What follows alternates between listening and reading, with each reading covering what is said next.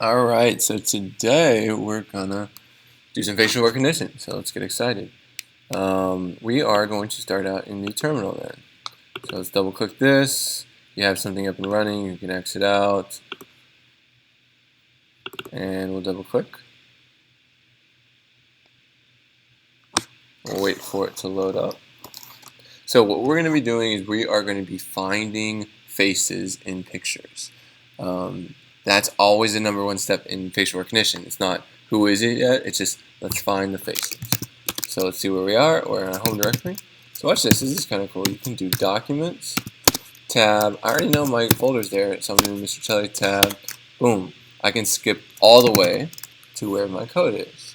It's kind of a faster way. And I told you it's a little more powerful than the click and double click area. So now I'm going to launch my code, Jupyter Lab. If it's not launching, you might just want to close out of Chrome and try it again. So let's see if it launches.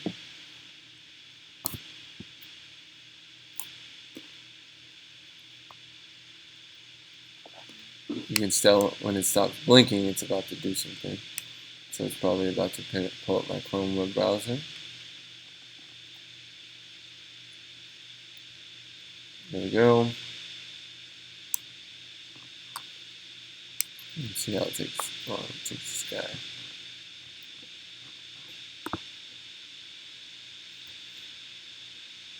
Okay. So we're going to call this lesson 3 in case anyone did lesson 2 working with paths. Let's see.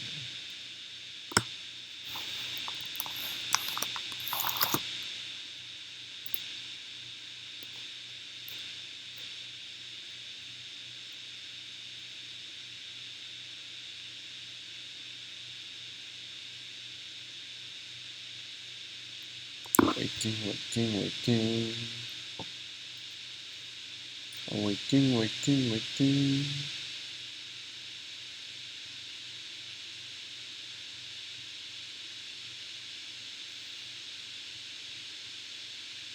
All right. So what we're going to do is we're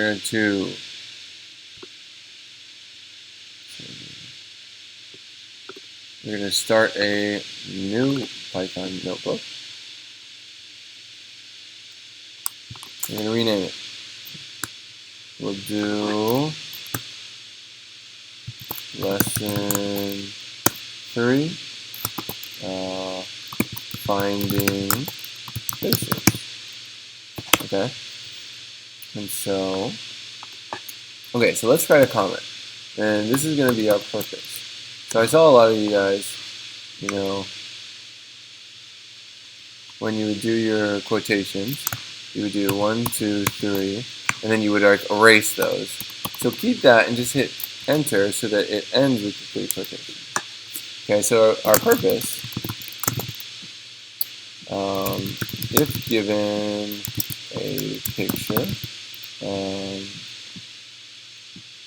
let's see, we'll find all of the locations of faces in the picture.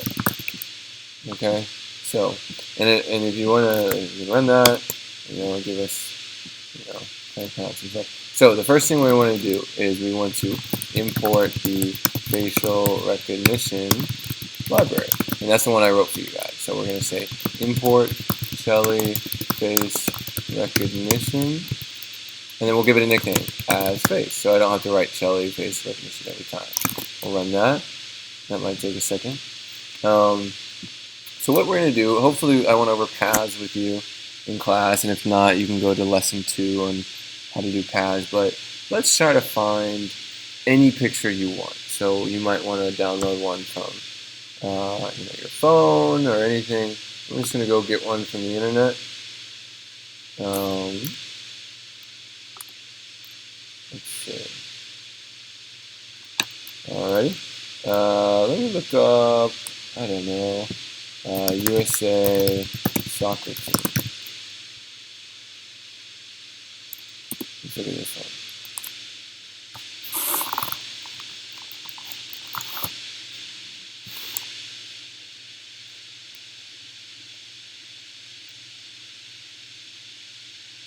I just want an image.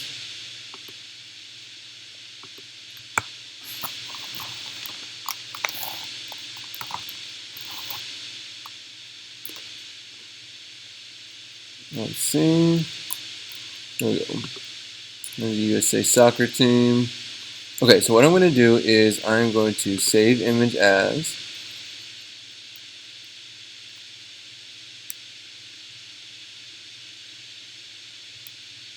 And it's going to download it. It's going to put it in my downloads. I'll say USA soccer. Save that. Cool. So then what I want to do is I want to come here. I'll go to my File Explorer. Boot that up. And so downloads. Let's go move this. Should be there. Make sure it's downloaded.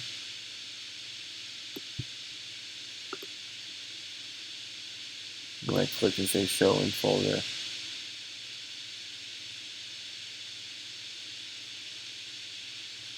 Okay. Oh wow. Okay, so it downloaded it to this random one. I'm going to cut. Alright, so what I want to do is I want to go to Documents. I want to go to my folder. And then if you don't have an images folder, all you got to do is say new folder and type images. Okay, but I already have one. So I'll delete that. Where's the delete? Okay, so now I'm going to paste. Okay. I can replace, I already downloaded it, but okay, we're going to put it in our image. And so all we're going to do is we're going to come back here. So the deal is, our soccer image is right in here in this folder called images. And it's called ussoccer.jpg, okay? So what we're going to then do is we are going to use what we learned about facial recognition, and we're going to go get all the faces. So first we need to load the image file. Okay, so let's figure out how we do that. So if I say dir, I want to find out all the I want to find out, oh, I can actually just use face. I want to find out all the functions that I have in this face recognition library that I gave you guys. I'm going to type dir. Let's see, let's look for some like image loading, whatnot. Ah, load image file. Cool. Control C, copies it. Let's, as well, and we can do it down below here. Let's paste it, and let's figure out what it does. We can help face.load image file. Let's see what it does. Alright, imports the picture whose path you specify, automatically adjusts for pictures taken on cell phones that might be in different orientation. Cool, so the only parameter, the only customization I need to give it is this path thing. And that's the path to the picture. So hopefully it went over paths, if not, go back to lesson 2, and it returns an image object. So it looks like I can just do this.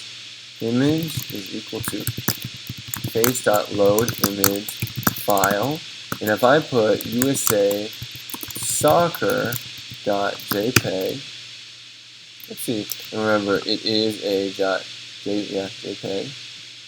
Okay, I'm gonna hit enter, and it's gonna give me an error. I bet you anything, bet you $5. Yep, there it goes. Give me an error because it says no such file directory USA soccer. Because the deal is, this file is sitting right here, and there is no file called USA soccer JPEG in the same folder that this file is in. Instead, it's in the folder images, so you have to give it the correct path. So it's in images, and then you always use a / and then USA soccer. Let's try this. Ta-da! And you know it's right when you can hit enter, and it gives you a bunch of numbers. Those are the pixel values we talked about. Okay, so you can comment this out, rerun it so it doesn't show all those images. Okay, and so now what we want to do is we want to find all the face locations. Okay, so you might say, how do I do that? Let's go see if my library has anything for us.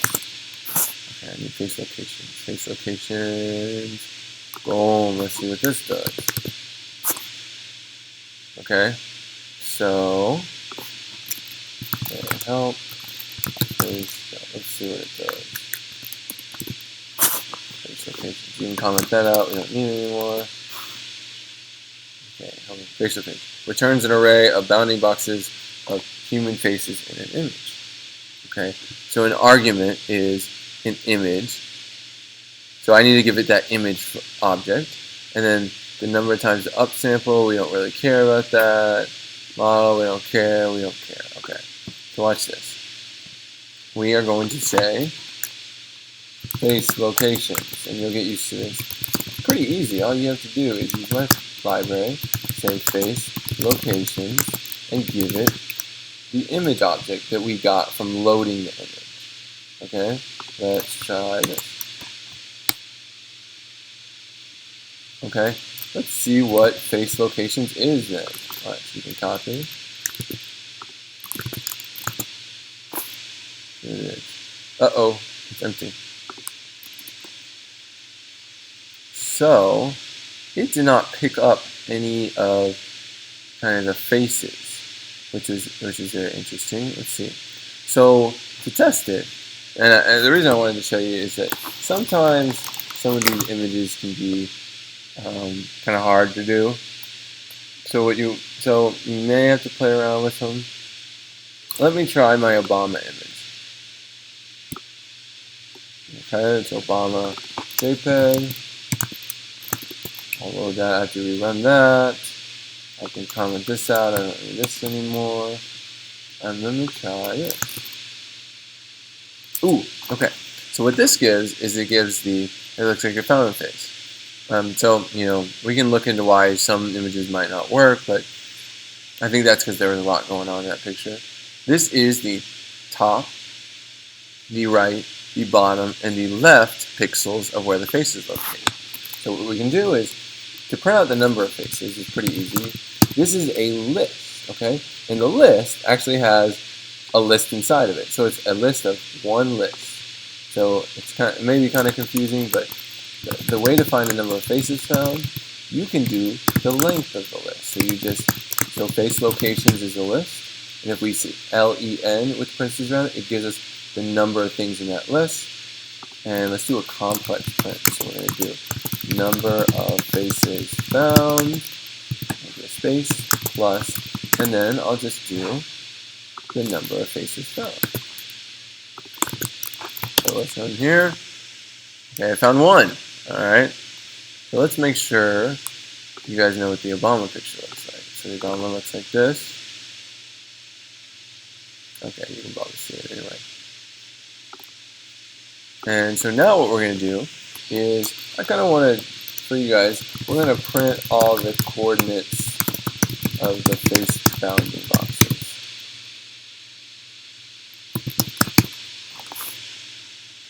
Okay.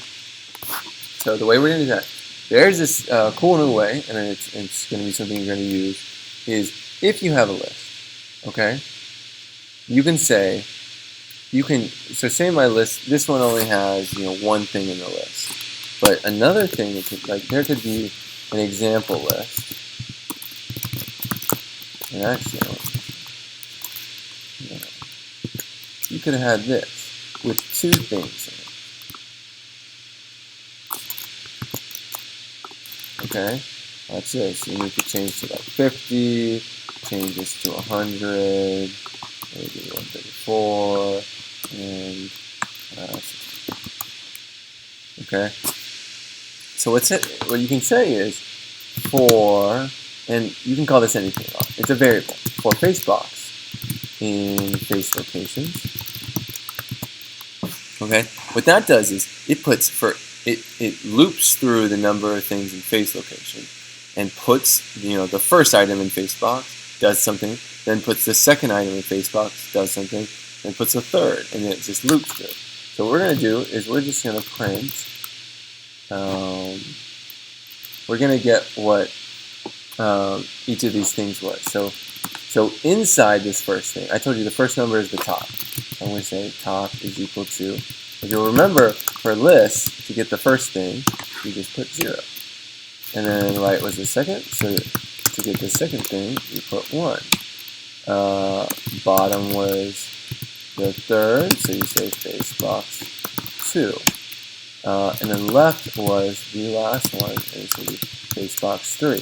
We're going to do a big complex print. So we're going to say print found faces, and then I'm just going to say the top is plus string top. And this is kind of cool. You can just keep going. Plus left. We'll put a colon right there. Left is plus string left. Whenever you want the words, you just put them in quotations. Whenever you want the thing inside the variable, you just put str with parentheses around. And then in between, you put plus sign. Plus bottom plus string bottom plus right plus string right. Okay, so that should be, look, I highlight the last one, and let's make sure they close up. Yep, it closes up with this guy because they're both highlighted in green. Alrighty, let's try it out. So what this is going to do, should print out all our coordinates. Yep, found faces. Top is 32, left 56, bottom 94. Oops, I forgot probably a little, space. There we go. Okay, and watch. So face locations, like I said, only had one thing in it. It had a list inside of a list. But look, this example list, remember, if it doesn't have a number by it, you have to run it. There you go, now it has a number. So watch, I can copy. Let me try putting that there. And let's see what happens. Look, example list had two things in it because you can see it was separated by commas. So it, put the first list here, printed it out, then looped back again, put the second list in FaceBox, did all this stuff. So that's why we have two lines. And so the last thing is we want to display the face location. We want to display only faces. Okay, and I actually have this function. Show you guys. It's called display face location. And you hit tab. That's how I did that. I typed display and hit tab. I do want to display face location, so you can double click or hit enter. So let's see what we have to do. If given a loaded image and the face locations, will display a cutout of the image showing only the face and location in a pop-up screen. So it looks like the two parameters is the image object and the face locations. Look, we got the face locations right here, and we got the image object right here. So look, all we have to do, we don't need this anymore, so we can comment it out, is face.display. I can hit tab, remember? I want that. I can hit enter. I'll give it the image. And then, what? I have face location, so you can type face. Let's see. Ooh, I have a variable called face locations. So I just click there. And let's see. Hit enter. Uh-oh, it says not enough values to unpack. Expected 4.1. So, let's see what happens.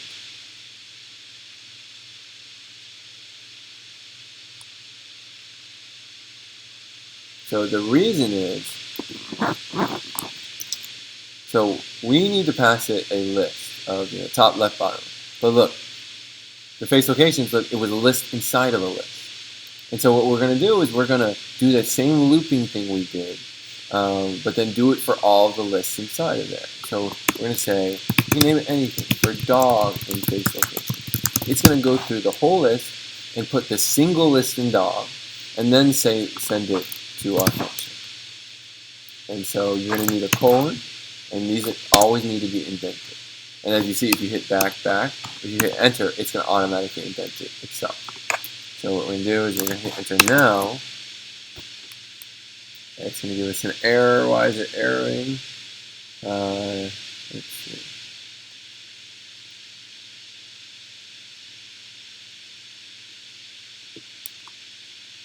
Oh, oops, we put dog in the wrong place. This should have been image, and the single face location should go there. Let's try that. Ta-da! Look, out of the picture, I think the picture's right. Yeah. Maybe. Maybe here. Yeah.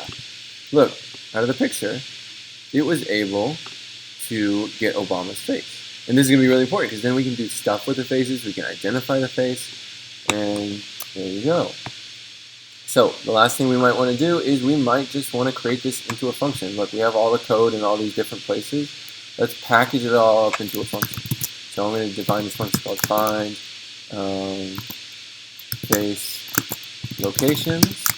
Okay, and what we're going to do is we're just going to ask them to give us an image path. So, like the path to the file you want. So let's watch this. Let's say we just need to copy what we wrote. So we're going to come in here. We're going to come copy this. There's going to be one change. It's that no longer do I just want to do the Obama picture. I want to do whatever picture they sent here, so any customization. So let's put that customization there instead, but then everything else is the same. So to get the face location, we just do this. To get print out, we just do this. But the only thing is, let's change it back to face location. So use our little example one. Let's change it back. There we go. Yeah. And the other thing, for a function, everything needs to be indented.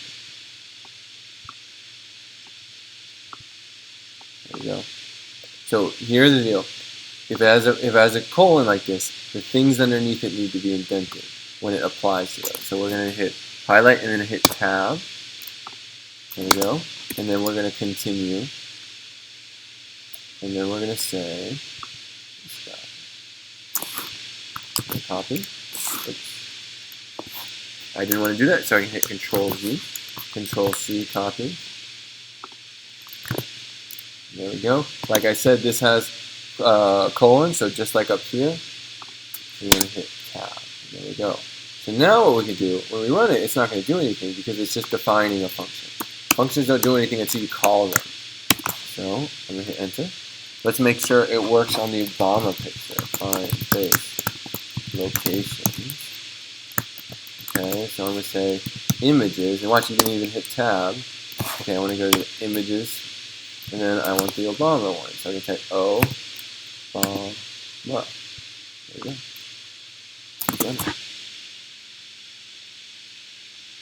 Awesome. Now let's go get another picture on the web. Let's see if it'll work. Let's try, maybe this might be better.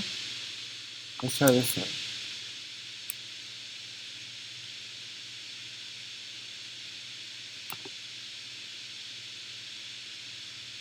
Save image as.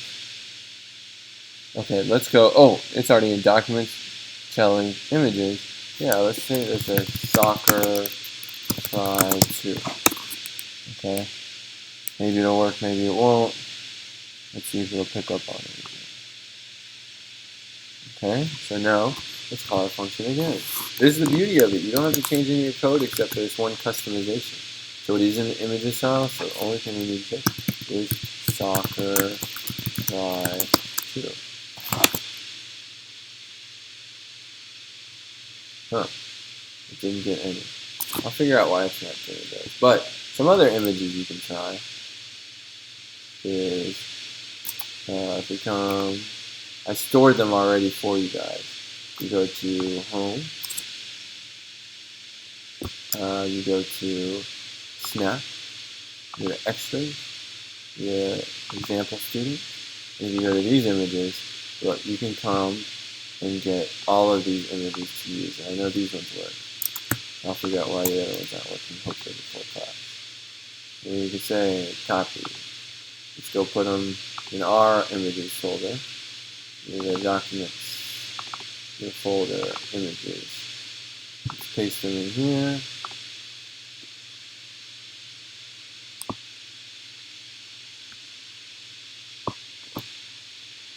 Okay. You guys know I love Chance. Let's try this Chance the Rapper one. So if you double click easily, just like it, Chance the Rapper. Let's try that. Ta-da! There's Chance. Awesome. Till next time.